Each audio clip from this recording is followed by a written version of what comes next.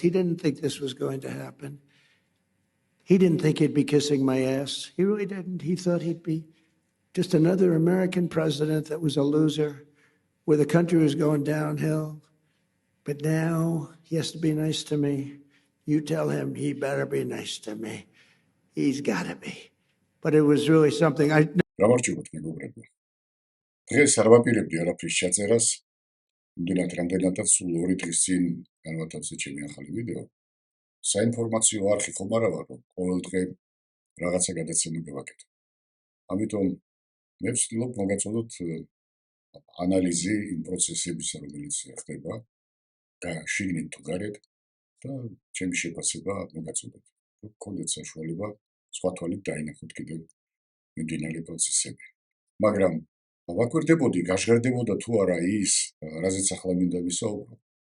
იმდენად რამდენადაც დიდ ჰეგემონებს ჩვევიათ პატარა თუნდაც მდიდარი ქვეყნების და ძლიერი ქვეყნების საკმაოდ ისე ხელწამოსაკრავად მოხსენიება და არ უწევენ არც მათ საზოგადოებას ანგარიშს, არც მათ სამეზობლოს და არც ხვალინდელ დღეს, იმიტომ რომ უნდა დააფიქსირონ ის და ხშირად უსამართლოდ, რასაც თვლიან საჭიროდ და იმის მიუხედავად, როგორ განვითარდება ამა თუ იმ ქვეყანაში რაიმე პოლიტიკური პროცესი. ამიტომ ხშირად არა მარტო თავხედობასაა გადყვილი, არამედ პირდაპირ შეურაცხყოფას. 2026 წლის 28 მარტს ფლორიდაში გამართულ ფორუმზე დონალდ ტრამპმა საუდის არაბეთის მემკვიდრე პრინც მუჰამედ ბინ სალმანს გზავნილი მიაწოდა, როდესაც განაცხადა, რომ მან ის სათანადოდ არ შეაფასა, როგორც ის ელოდა, რათა უფრო თავაზიანი ყოფილიყო მასთან მიმართებაში. ამიტომ ახლა მას მოუწევს მის საჯდომს აკოცოს. და ამით ტრამპმა ხაზი გაუსვა, რომ ვინ დომინირებს მათ შორის. და აღნიშნა, რომ პრინცი თურმე სუსტ ლიდერს ელოდა, მაგრამ ახლა იძულებული გახდა შეეცვალა თავისი ქცევა.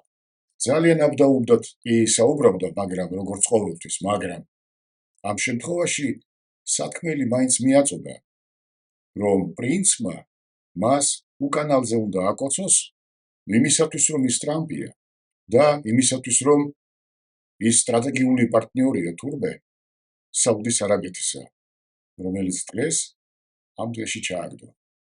ამ სახელმწიფოს ყოფნის საკითხი დადგა. პირდაპირ მნიშვნელობით. ოდა ტრამპმა გააგრძელა, რომ შეერთებულ შტატებს სურს, რომ მდიდარმა არაბებმა გადაიხადონ თავიანთი ომის ხარჯები და როგორც ჩანს და ვაშინგტონი თვლის, ირანზე ზეწოლით ის დიდ სამსახურს გაუწევს თავის მოკავშირეებს ახლო აღმოსავლეთში და დასავლეთში და ტრამპის ხელმძღვანელობით ასეთი მომსახურება უნდა ანაზღაურდეს, რასაც უკრაინის მაგალითიც ნათლად აჩვენებს. ცხადია, რომ ნატოელი პარტნიორების მხარდაჭერის დაკარგვის შემდეგ შეერთებული შტატები არ შეეგუება ახლო აღმოსავლეთში თავისი პრობლემების მხოლოდ ისრაელთან ერთად მოგვარებას. მას სურს ყველა ჩაითრიოს ამ სიტუაციაში, არ დატოვოს არც ერთი თავისი ეგრეთ წოდებული მოკავშირე და ეგრეთ წოდებული იმიტომ, რომ ევროპამ დაანახა, ვინ არის რეალურად მათი მოკავშირე, ანუ რეალურად არ არის. და რა თქმა უნდა, მას სურს გააფართოვოს დონორების წრე, რომლებიც თავისი სისხლითა და ფულით გადაიხდიან მისი ავანტყოფური ფანტაზიების შედეგებს. არსებობს დიპლომატიის განსაკუთრებული სახეობა. არა ისეთი ტრადიციული დროშებით და თავაზიანი ღიმილით, არამედ ისეთიც, როდესაც მხოლოდ კბილებით იღიმებიან. დიახ, კბილებით იღიმებიან, დანარჩენები კი ფულზე, შიშზე და ძალიან კონკრეტული ადგილების კოცნაზეა დამოკიდებული. სადაც კოცნა ჩვეულებრივი ამბავია, როცა ხელისუფლებაში დარჩენა გინდა. აი, აქ არის სწორედ ამ პრინციპის ძაღლის თავი გამარხული. გინდა ხელისუფლებაში დარჩე. დაგტოვონ და მხარდაჭერა მოიპოვო. ნუ მოგერიდება, დაიხარო და საჯდომზე ეამბორო. ვისაც როგორ უნდა ისე გაიგოს. გინდა პირდაპირი, გინდა გადატანითი მნიშვნელობით. ხაზს უსვამ, როცა ხელისუფლებაში დარჩენა გინდა. ტრამპის ეს თავხედური გზავნილი მხოლოდ პრინცისთვის არ არის. ეს მთელ რეგიონს ეხება და მათ შორის კავკასიასაც. თქვენ წარმოიდგინეთ, პრინცის პასუხი ტრამპის გულწრფელ გზავნილზე ხისიერი იყო და ალბათ და შეიძლება ემოციურიც. კოცნა ერთ ადგილას გაიმეორა მან. არაბეთის სამეფო ოჯახის მემკვიდრე პრინცი ბინ სალმანი სამიწზე გამოვიდა და მარტივად თქვა: საკმარისია, საუდის არაბეთი აღარ იყიდის იარაღს ამერიკის შეერთებული შტატებისგან. სულ ესაა, მაღაზია დაკეტილია. მორჩა და გათამდა. აბრაამისეული შეთანხმებები დახურული თემაა. არაბთა გაერთიანებულო საამიროები. აირჩიეთ, ვის მხარეს ხართ. და ეს აღარ არის უკვე დიპლომატია. ეს უკვე სახეში შემოლაწუნებაა. იმიტომ რომ ჯერ კიდევ გუშინ მთელი ეს რეგიონი გულმოდგინედ თამაშობდა დამაბალანსებლის როლს. დიახ, მათ ეს ეხერხებოდათ საკმაოდ კარგად სხვათა შორის. არაბული სოლიდარობა აქ, გარიგებები ისრაელთან იქ და მათ შორის ამერიკული გარანტიები, ფული და იარაღი. ამ გორგოლაში იყო ყველაფერი ერთმანეთში არეული. და დღეს უკვე პრინცმა განაცხადა, რომ თამაში დასრულდა. რაც თავისთავად ძალიან საინტერესო პროცესია. ანუ, როგორც იტყვიან, მათ გადაშალეს ის ფურცელი, რომელსაც ერქვა ამერიკის შეერთებულ შტატებთან სტრატეგიული მეგობრობა. ახლა კი ყველაზე მტკივნეულ ნაწილთან მივედით. აშშ მზად არის მიყიდოს იარაღი საუდის არაბეთს, მაგრამ საუდის არაბეთი მზად არ არის იყიდოს ამერიკისგან ეს იარაღი. ეს ყველაზე დიდი მოვლენაა ამ ცხელი თვის მანძილზე. ამერიკის სამხედრო სამრეწველო კომპლექსში შესული ფული არ იყო მხოლოდ ბიზნესი. ეს იყო ლოიალობის რიტუალიც. დიახ, ათეული წლების მანძილზე. არაბები არ ყიდულობდნენ მხოლოდ რაკეტებს. ისინი ყიდულობდნენ უფლებას, რომ ყოფილიყვნენ ერთ-ერთი მათგანი და კიდევ უფრო ახლობელი, ვიდრე მათი ახლობლები. ხომ წარმოგიდგენიათ? ეს იყო თამაში, სადაც ყველა ჩართული იყო, მაგრამ ყველას ყველაფერი ესმოდა, რომ ერთმანეთის ნათესავები ვერ გახდებოდნენ. იმიტომ რომ სხვადასხვა მოდმის ხალხია, ვერც ერთი ფერისანი იქნებოდნენ. იმის და მიუხედავად, ვის რა სტატუსი ჰქონდა სახელმწიფო იერარქიაში. მაგრამ ამ თამაშს თამაშობდნენ, იმიტომ რომ ორივე საწყობდა. ახლა კი ამ ერთი თვის მანძილზე მიმდინარე ომმა გამოაჩინა, სად გადის წყალგამყოფი. ეს იყო ათეული წლების მანძილზე ამერიკელების მიერ დადგენილი რიტუალი. ახლა ეს რიტუალი გაუქმდა. და ამ მომენტში ცხადი ხდება, მიაქციეთ ყურადღება. აი სწორედ ამ სიტუაციამ გამოაჩინა ეს ყველაფერი.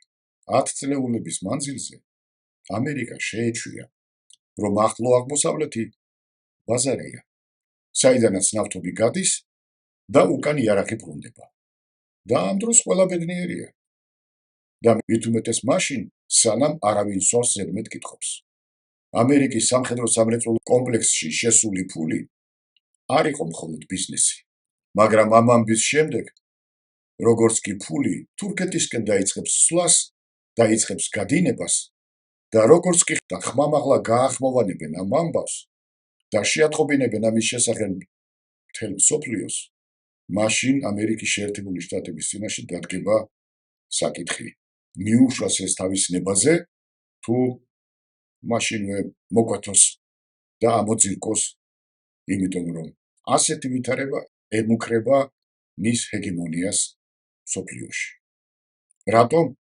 იმიტომ რომ როგორც კი ამის შესახებ გახდება ცნობილი, რომ გაერთიანებული საემიროები და არაბეთი აღარ ყიდულობენ იარაღს ამერიკის შეერთებული შტატებისგან და ისინი მზად არიან იყიდონ ევროპისგან, თურქეთისგან და ასე შემდეგ, მთელი მათი დასავლური სტრუქტურა ძველი ურემივით დაიწყებს ჭრიალს.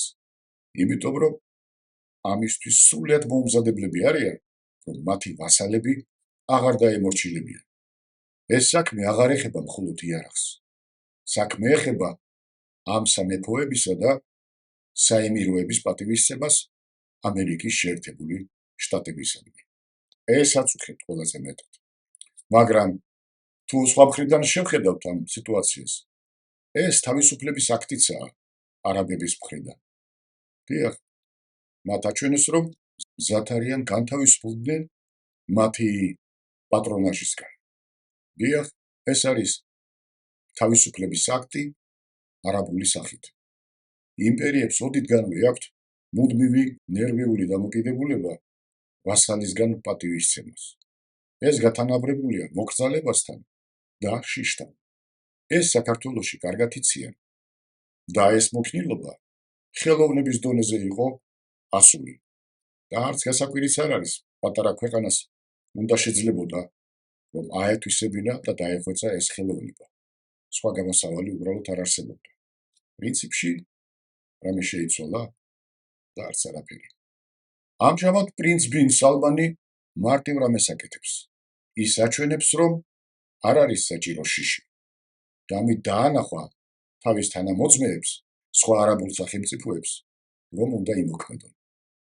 ამიტომ აღარ არის საჭირო იარაღის შესყიდვა, აღარ არის საჭირო კოცნა, არც ღიად და არც დახურულ ფორმატში, არც დახურულ კარს მიღება. აღარ არის საჭირო ყველაფერზე დათანხმება. სწორედ ეს არის ყველაზე დიდი საფრთხე ამერიკის შეერთებული შტატებისთვის. არა ის ომი, რომელიც მიდის, არამედ ის პოლიტიკური პროცესი, რომელიც დაიწყება მის ყოფილ მოკავშირეებში და ვასალებს შორის. ეს არის ყველაზე დიდი პრობლემა მათთვის. ხოდა გამოდის, რომ ასეთ ცხელ დროს მათ ცივი გონებით გააცნობიერეს, რომ მათთვისაც ახალი დრო იწყება. და თუ ეს გააცნობიერეს, ეს მხოლოდ შემატებს მათ და საბოლოო ჯამში იგრძნობს ამას მათი ერიც, მათი ქვეყნებიც და მათ შორის დანარჩენი მსოფლიოც, რაც ძალიან მნიშვნელოვანია მათთვის. და აი საიდან იწყება ყველაზე საინტერესო მომენტი. როდესაც ერთი ჩერდება და უარს ამბობს ძველ წესებზე, ყველა დანარჩენი იწყებს ფიქრს, რას ვაკეთებთ. და უცებ აღმოჩნდება, რომ თურმე საჯდომზე კოცნა არც ისე აუცილებელი ყოფილა. მით უმეტეს ახლა, პრაქტიკულად, როდესაც მიგატოვეს. თუ გადარჩებით, თუ არა და მოგიხსენიებთო. კარგი დამამშვიდებელი ლოცვა. პრინციპში ამას შეპირდა ტრამპი. მოგიხსენიებთო. და თუ ეს რეალობა დადგა, მაშინ შეგიძლია გასწორდე წელში, დიახ, გასწორდე. და ალბათ ყველაზე დამამცირებელია არა ის, რომ იძულებული იყავი უნდა გეკოცნა. არამედ ის, რომ შეგაჩვიეს და შენ შეეჩვიე. თურმე ამასაც სოდნია მიჩვევა. ამას განიცდიან სწორედ, რომ თვითონ მიჩვეულები იყვნენ ამდენი ათეული წლის მანძილზე, იმისათვის, რომ ქვეყანას ჰქონოდა შემოსავალი და თითქოს ჰქონოდა უსაფრთხოება და რა უსაფრთხოება იყიდეს, ხომ ხედავთ. ამიტომ პროფესიონალურად ასრულებდნენ ამ რიტუალს. სამაგიეროდ დიდი პომპეზურობით ჩამოდიოდნენ და ჩამოდიან ჩვენთან და ყველა ზემოდან უყურებენ. ყველას, დიდს, პატარას, პოლიტიკოს თუ სხვა ცნობილ პიროვნებებს. იმიტომ რომ ისინი თვით მას კოცნიდნენ უკანალზე. არის სატრაბახო? არის, რა თქმა უნდა. ხონდა ისინი სწრაბახობდნენ და დანარჩენ სამყაროსაც ასე ექცეოდნენ ზემოდან ყურებით. აი ეს არის ამ მომენტის მთელი არსი. არა კონტრაქტებში და სწორედ ის პროცესი, რომელზეც გითხარით, თურმე შეჩვეულები იყვნენ ათეული წლების მანძილზე, იმის მიხედვით, ვინ მოვიდოდა ამერიკის პრეზიდენტად, რომ ეს რიტუალი შეესრულებინათ, ვიღაცამ პირველად ხმამაღლა თქვა, მაგრამ არ კიდე ახლა მაზოლზე ფეხის დადგმა. სამაგიეროდ გონების დაბნელებიდან განათებამდე ძალიან მოკლე მანძილი ყოფილა. დიახ, მათ გავუნათდათ გონება და ეს ძალიან მოკლე ვადაში მოხდა. ანუ ათეული წლების მანძილზე ამ გამყარებულმა პოზიციამ პირდაპირ მნიშვნელობით რამდენიმე საათში და შეიძლება დღეში იცვალა იერსახე. და როგორც ფიქრობენ არაბები, ახლა, როდესაც გათავისუფლების გზას დაადგნენ, ალაპარაკდნენ იმაზე, რომ თურმე სიონიზმი ბოროტება ყოფილა და ეს ყველაფერი ერთად ბოროტების ღერძიც ყოფილა. როდესაც წელში გაიმართები და უკვე აღარ ხედავ ვინმე საჯდომს და პირიქით მთელ პერსპექტივას ხედავ, თანაც ძალიან შორს, თურმე ღირდა საამისოდ იმ ტრადიციისგან გალაშქრება, რომლებიც ბენ სალმანის წინაპრებმა ჩამოაყალიბეს ამერიკის პრეზიდენტებთან ურთიერთობაში. მე მკვიდრე პრინცს ახლა ერთი თავის ტკივილი ექნება. როგორ შეაჩეროს ყურეში რქოსანი ქაჯების ცეცხლოვანი შერკინებები, ანუ ეს დაუსრულებელი შეტაკებები და დარტყმები, რომელიც ანადგურებს ყველაფერს, ანუ რქოსანთა ბრძოლა, რომლებიც რქებს ამტვრევენ ერთმანეთს და ანადგურებენ მათ მოდგმას. ამჟამინდელი სცენარით აქტიური სამხედრო ოპერაციების გაგრძელება კიდევ მთელი წლის მანძილზე მოხდება უკვე დაშლილ-დანგრეული ინდუსტრიით და თუ ასე გაგრძელდა, ალბათ უკან აკლემებზე მოუწევთ გადაჯდომა და ეს გარანტირებული იქნებოდა. და ამას ვინ უზრუნველყოფს? და რა თქმა უნდა ის, ვისაც 10 წლებია უკანალზე კოცნი და პაპამისი, მამამისი და ახლა თვითონაც. ხო და მორჩა. ეს აღარ მოხდება. თქვა და ალბათ გაიფიქრა კიდევაც, მაგრამ ვისიც შეიძლება ჩავანაცვლო ამერიკის შეერთებული შტატები. დასავლეთში არავინაა საფირცოლი და თქვენ წარმოიდგინეთ, რომ ამის შემდეგ ისლამურ სამყაროში კაფიოდ გამოიკვეთა პოზიცია, რომ ეს ოჯახები არ არიან ღირსნი, იყვნენ მექასა და მედინას წმინდა ქალაქების მმართველები. ეს აზრი უკვე მუსირებს მთელი ერთი თვეა, იმიტომ რომ მათ დღემდე ვერ აჩვენეს თავისი რეალური პოზიცია, როგორ დაეცვათ თავი ამ ტრაგედიისგან, რომელიც რეგიონში მიმდინარეობს. მათ შეარცხვინეს საკუთარი თავისძლა მთელი მუსლიმური სამყაროც.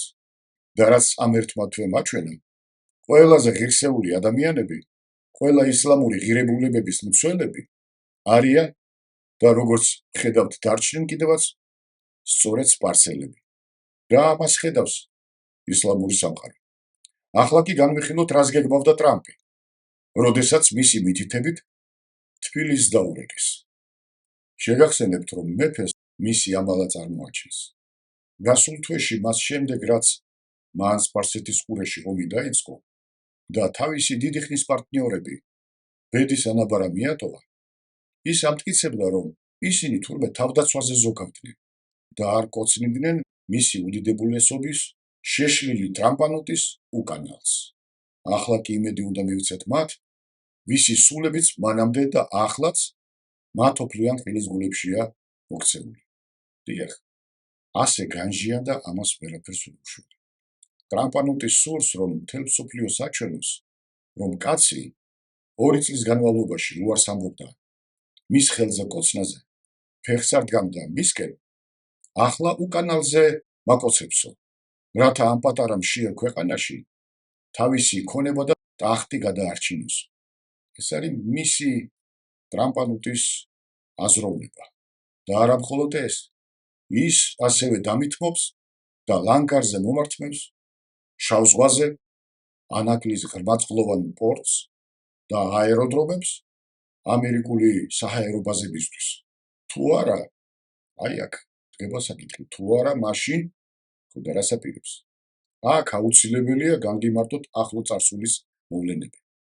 1992 წელი ამ რიტუალის ნაწილი იყო, როდესაც მოწმენდილ ცაზე დაიკუხა და ომი გაჩაღდა აფხაზეთში. დიახ, აქედან დაიწყო. შემდეგ კი 2004 წელს უარი თქვეს საჯდომზე კოცნაზე და ამას ზურაბ ჟვანია შეეწირა. სამაგიეროდ 2005 წელს მოედანზე გვაჩვენა ბუშმა, სად უნდა ეკოცნათ მისთვის და კომპენსაციაც მოითხოვა ბუშის სახელობის ქუჩის დარქმევით, რომელიც უკვე აგერ 20 წელია უცვლელად რჩება. 2008 წელს მოხდა გაორმაგებული კომპენსაცია თავისი თამდევი პროცესებით და თქვენს კარგად მოგეხსენებათ წარმოუდგენელი დანაკარგებით. დიახ, ისე აკოცეს, რომ ქვეყანა დაანგრიეს. 2022 წელს გავიმეორეთ 2004 წლის ამბავი მხოლოდ სხვერპლ შეწირვის გარეშე. თუმცა ვინ იცის, ამას როდის აღასრულებენ, არ ვიცით. ახლა კიდევ ერთ შანსს აძლევენ საქართველოს, გამოისყიდოს დანაშაული. შეგიძლიათ ბრჭყალებში ჩასვათ ეს სიტყვა, დანაშაული. რას გვეუბნება ყოველდღიური მონაცემები რეგიონიდან? იმას, რომ ყოველდღიურად 15 მილიონი ბარელი ნავთობი ვეღარ გადის ორმუზის ყურედან. ეს დაახლოებით 95-96%-აა შემცირებული ნავთობის ექსპორტი. სამხრეთ აღმოსავლეთის ქვეყნებში სრული კატასტროფა აქვთ, რადგან ფიზიკურად არ აქვთ საწვავი. ირანელებს სურვილი აქვთ, რომ აშშ საერთოდ გავიდეს რეგიონიდან და მას შემდეგ, რაც ირანის ყურის ქვეყნები რეალობის წინაშე დადგნენ, რამაც გამოაფხიზლა ისინი კიდევაც, ისინი შეუერთდნენ ირანის ამ მოთხოვნას, რადგან მათ ჩინეთი და რუსეთი უფრო აწყობთ პარტნიორებად, ვიდრე ამერიკის შეერთებული შტატები. მაგრამ აქ მონარქიებისთვის მთავარ საფრთხეს წარმოადგენს კომუნისტური ჩინეთი. ისინი საჯდომზე კოცნას რა თქმა უნდა არ ითხოვენ, მაგრამ მონარქიებსაც მაინცა და მაინც არ მფარველობენ. აი რუსეთთან კი და მათთან ერთად ამისი დაბალანსება შეიძლება. ეს მათი მიდგომაა და თქვენ იცით, რომ მშვენიერი ურთიერთობა აქვთ ვლადიმერ პუტინთან. შემდეგ ის, რომ ისრაელის გულისთვის 10-15 წლით უკან გადაისროლის მთელი სპარსეთის ყურის რეგიონი და დააზარალეს ათეულობით ქვეყანა, რომლებსაც დიდი შანსი აქვთ მოხვდნენ ეკონომიკურ ტურბულენტობაში და ათეული წლები ვეღარ გამოვიდნენ ამ კრიზისიდან. ყველა დაზარალებულმა კარგად გაიგო, რომ ეს ომი შეიძლებოდა რომ არ მომხდარიყო. ამიტომ ამერიკის შეერთებული შტატებიც და დანარჩენი ქვეყნებიც აღმოჩნდნენ ისრაელის ამბიციების მძევალი და საბოლოოდ სხვერპლიც. ამერიკის შეერთებულ შტატებს არ უნდათ რომ აღიარონ ცხელ გულზე, რომ ერთი რეალობა დამთავრდა და მეორე რეალობა დაიწყო. რეგიონის ქვეყნებისთვის აშშ აღარ არის სასურველი პარტნიორი და ალბათ სასურველი სტუმარიც კი.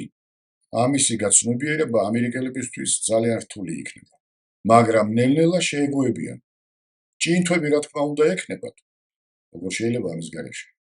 მაგრამ საბოლოოდ იძულებულნი იქნებიან პოზიციები დათმონ. იმისათვის, რომ რაღაცა მაინც გადაარჩინონ რეგიონში. ეს კი იმისი შედეგი იქნება, რომ რუსეთი და ჩინეთი შუამავლობას კი არ გაუწევენ ამერიკის შეერთებულ შტატებს. მისი სიტუაციის დასარეგულირებლად, არამედ ერთობლივად განდევნიან ამერიკის შეერთებულ შტატებს რეგიონიდან. ამისი მოლოდინიც არის და უმრავლესობის სურვილიც.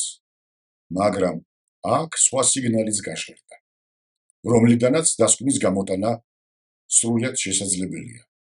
გამოთავისუფლდა ტრამპის საჯდომზე საკოცნელი ადგილი.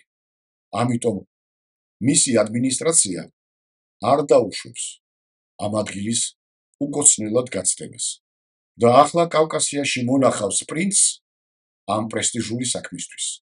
თუ არ გჯერავთ, ნახავთ ბატონო, აღდგომა და ხვალო. რატომ? იმიტომ რომ ეს პირდაპირ უკავშირდება შეერთებული შტატების უსაფრთხოებას და კეთილდღეობას. ამიტომ მათ ჭირდებათ რაც შეიძლება მეტი დიდი და პატარა ვასალები, რომლებიც იგივეს გააგრძელებენ, რასაც არაბული სახელმწიფოები და სხვები კიდევ ათეული წლებია აგრძელებენ. ახლა დაინახეს, რომ ასეთი კანდიდატი შეიძლება იყოს საქართველოში, სასომხეთში და აზერბაიჯანში. მაგრამ ის შექმნილი სიტუაცია, რომელსაც ჩვენ ვაკვირდებით უკვე ერთი თვეა და უკვე მეტიც მიაქანებს შეერთებულ შტატებს იქითკენ, რომ თვითონ შტატებში დაიწყება შეუქცევადი პოლიტიკური პროცესები, რომლებიც მიიყვანენ ტრამპისავე პერიოდში ამ სახელმწიფოს დაშლა დანაწევრებას და შტატებში დამოუკიდებლად გასვლას. იმიტომ რომ იმ სახით, რომლითაც დღეს შეერთებული შტატები არსებობს და რომელმაც ყველა შესაძლო პოლიტიკური, ეთიკური, მორალური, სამხედრო და სხვა ნორმები დაარღვია, და ამას ვერ შეიგრძნობს ვერც თვითონ დღევანდელი პრეზიდენტი, იმიტომ რომ ავათ არის ადამიანი და აქ გულია სხვა რაიმის თქმა. ამიტომ სრულიად შესაძლებელია, რომ ვინც ახლა ამ პროცესს გაუძლებს და გადაიტანს და გადააგორებს რამენაირად, რომ არ ჩაებნილა მის ავანტიურაში და არ დაიმძიმებს პოლიტიკურ აწმყოს და მომავალს, ჩვენ ყველა ჩვენთაგანი გავხდებით მოწმენი იმისა, რომ ტრამპის ეპოქაში შეიძლება დასრულდეს ამ სახელმწიფოს იმ ფორმით არსებობა, როგორიც დღეს არის. სულ ეს მინდოდა მეთქვა, იმიტომ რომ როგორც რუსები იტყვიან, მარაზმ კრიფჩალ, იხო და იმდენად გამყარდა ეს მარაზმი, რომ მას მომავალი აღარ აქვს. როგორც ყოველთვის, ყველაფერს საუკეთესოს გისურვებთ, შემოგარგებთ. კარგად მენახეთ და ნახვამდის. მომავალში ხვდებით.